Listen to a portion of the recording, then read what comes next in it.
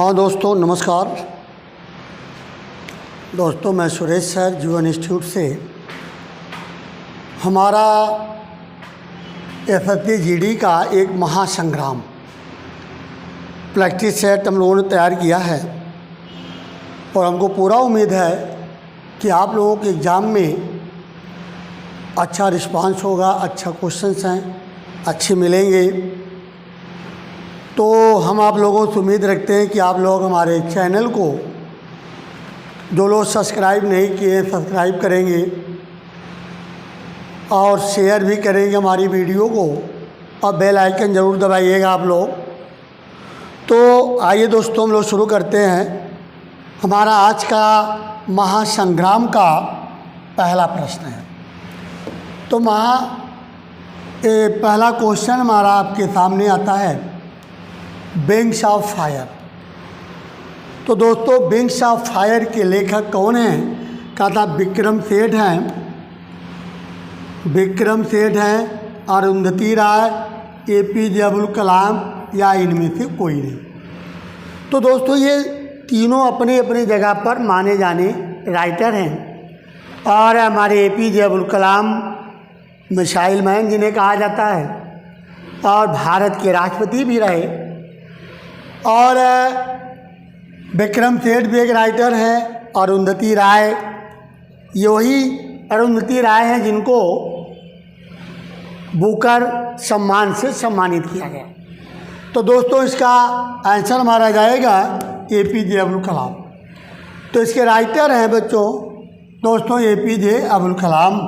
Second point आ जाता है हमारा, बारूद का आविष्कार किसने किया? Alfred Nobel, Roger Bacon, Alexander Fleming, Albert Einstein. तो अगर हम अल्फ्रेड नोबेल की बात करते हैं दोस्तों, तो अल्फ्रेड नोबेल ने डायनामाइट की खोज किया। तो डायनामाइट हो गया अल्फ्रेड नोबेल। रोजर बेकन ने बारूद की खोज की है दोस्तों। अलेक्जेंडर फ्लेमिंग ने पेनिसिलिन की खोज की है। आइंस्टीन ये वैज्ञानिक रहे हैं, सापेक्ष का सिद्धांत दिया है आइंस्टीन ने। तो आइए दोस्तों हमारा आंसर यहाँ क्या जा रहा है? Roger bacon. अगले पॉइंट में हम आ जाते हैं, विक्टोरिया मेमोरियल स्मारक किस रूप में काम करता है?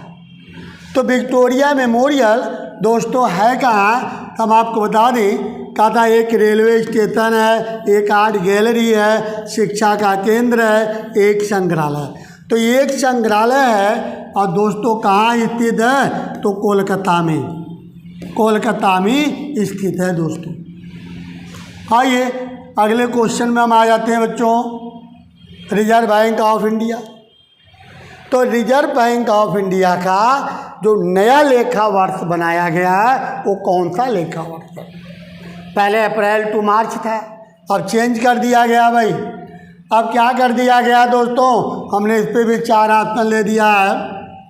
कहता है 1 जुलाई से 30 जून, 1 अप्रैल से 21 जून, 10 जुलाई से 29 जून, 1 जनवरी से 31 दिसंबर।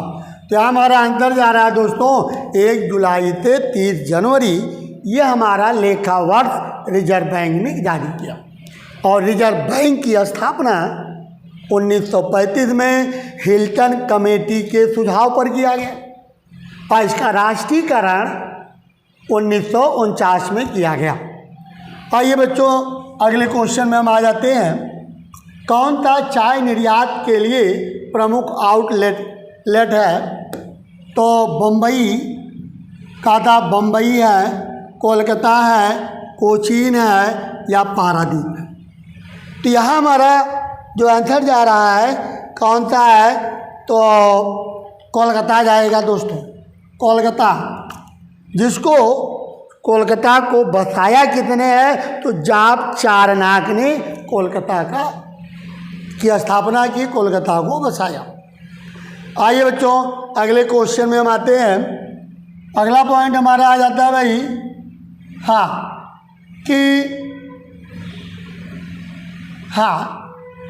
रजिया बेगम किस वंश की शासिका थी? तो रजिया बेगम किस वंश की शासिका थी दोस्तों? 4 ऑप्शन दिया। खिलजी वंश, तो खिलजी वंश हमारा कार्यकाल है 1290 से 1320। तो 1290 से 1320 खिलजी वंश आ जाता है। तुगलक वंश की अगर हम बात करते हैं तो 1320 से 1412 आ गया। ठीक। गुलाम वंश की हम बात करते हैं तो 1206 से 1290 आ गया। लोधी वंश की हम बात करते हैं 1451 से 1526 आ गया। तो थोड़ा हम लोग, ये तो इनका कार्यकाल हो गया वंश का। अब थोड़ा हम लोग बात करते हैं कि इसके संस्थापक कौन है। अगर हम खिलजी वंश की बात करते हैं तो अलाउद्दीन खिलजी हैं, सॉरी जलालुद्दीन खिलजी, जिन्होंने खिलजी वंश की स्थापना की। अगर हम तुगलक वंश की बात करते हैं तो गयासुद्दीन तुगलक ने तुगलक वंश की स्थापना की। ठीक। और गुलाम वंश की स्थापना की हम बात करते हैं तो कुतुबुद्दीन ऐबक ने लाहौर में गुलाम वंश की स्थापना की। और लोधी वंश की स्थापना बहलोल लोधी ने किया। अब हम अपने प्रश्न पे आते हैं कि रजिया बेगम किस राजवंश की थी? तो रजिया बेगम इल्तुतमिश की पुत्री थी और इल्तुतमिश गुलाम वंश के शासक थे, इसलिए गुलाम वंश के संबंधित है रजिया सुल्तान। और दिल्ली सल्तनत की पहली महिला शासिका मानी जाती हैं रजिया सुल्तान। दोस्तों आइए अगले पॉइंट में हम आ जाते हैं, संगीत नाटक अकादमी। अब यहाँ अक्सर बच्चे कंफ्यूज हो जाते हैं भाई कि संगीत नाटक अकादमी और ललित कला अकादमी। अगर हम संगीत नाटक अकादमी की बात करते हैं तो इसकी स्थापना 53 में हुई। अगर हम ललित कला की बात करते हैं, ललित कला अकादमी, ललित कला अकादमी की अगर हम बात करते हैं दोस्तों अकादमी की, तो इसकी स्थापना 1954 में हुई और दोनों दिल्ली में है। ठीक। तो हमारा आंसर जाएगा 53। नेक्स्ट क्वेश्चन, संसार के सबसे ऊंचे पावर बुर्ज दुबई की लंबाई कितनी है? तो यहाँ हमने 4 ऑप्शन ले दिया है। 700,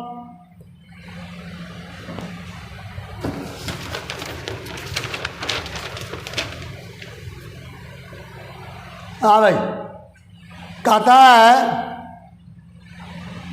740, 828, 848 या 903।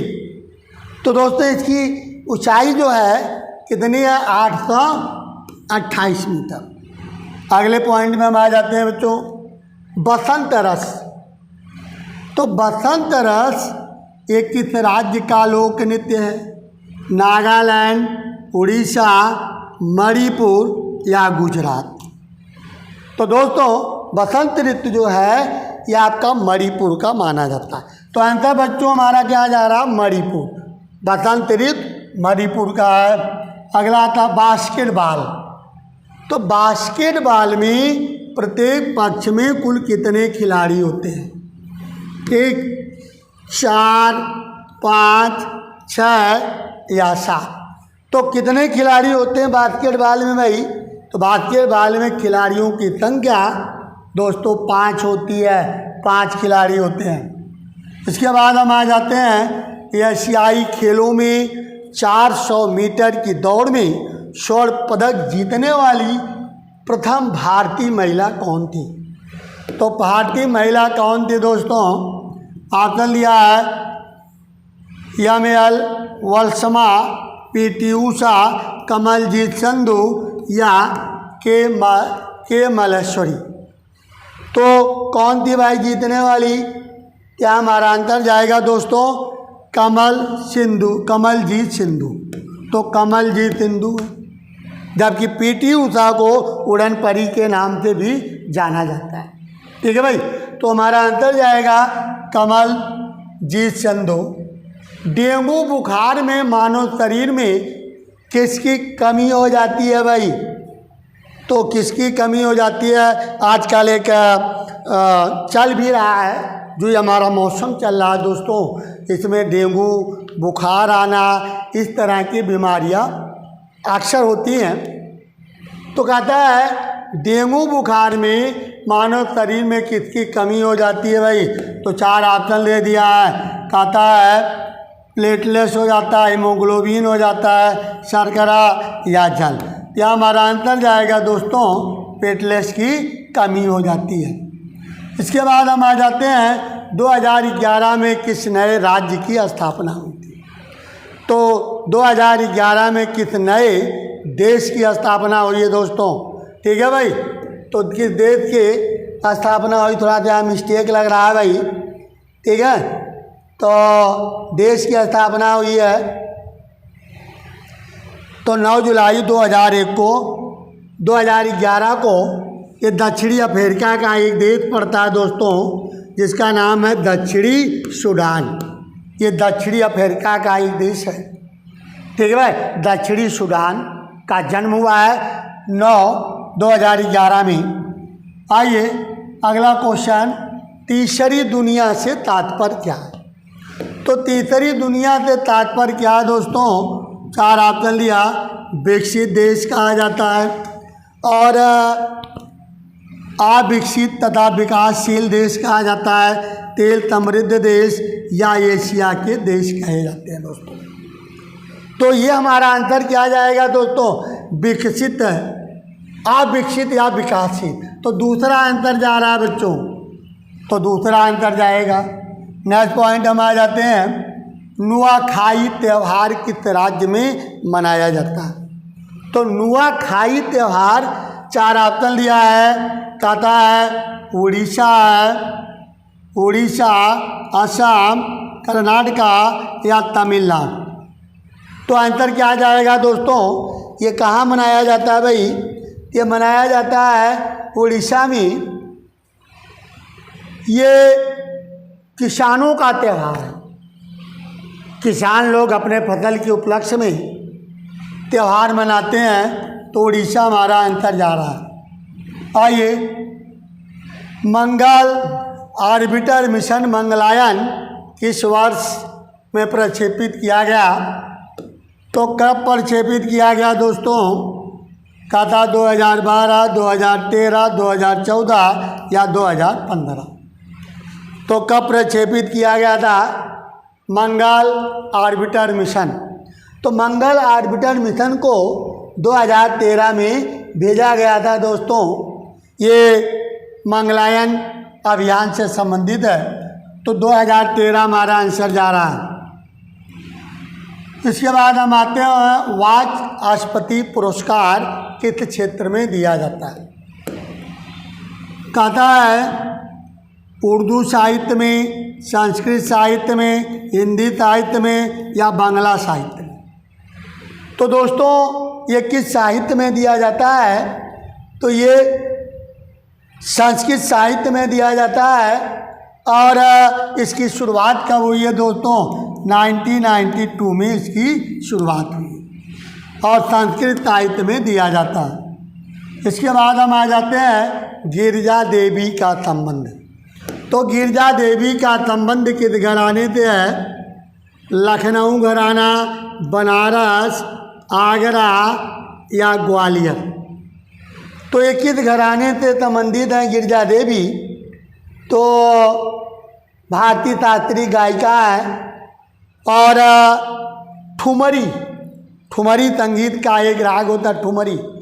तो ठुमरी से संबंधित हैं दोस्तों, और ये किस घराने से संबंधित है? तो बनारस घराने से संबंधित है। इसके बाद हम आते हैं, निम्नलिखित में से किस नृत्य का शास्त्रीय रूप कौन सा है? नृत्य का एक शास्त्रीय रूप है, कहता है कि मणिपुरी, मयूरभंज या छाऊ। तो मयूरभंज यानी छाऊ ये उड़ीसा का, भांगड़ा ये पंजाब का है भाई भांगड़ा। तो इसमें जो रूप माना जाता है वो है Manipur.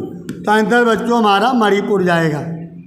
Next point, Indian express के नाम से जाना जाता है किसे? तो दोस्तों इंडियन एक्सप्रेस के नाम से जाना जाता है, हमने 4 ऑप्शन लिया, विराट कोहली, पेस भूपति, इरफान पठान या जहीर खान। तो दोस्तों इसका किसे जाना जाता है? तो पेस व भूपत, तो ये हमारा आंसर जा रहा है, पेस व भूपत को जाना जाता है।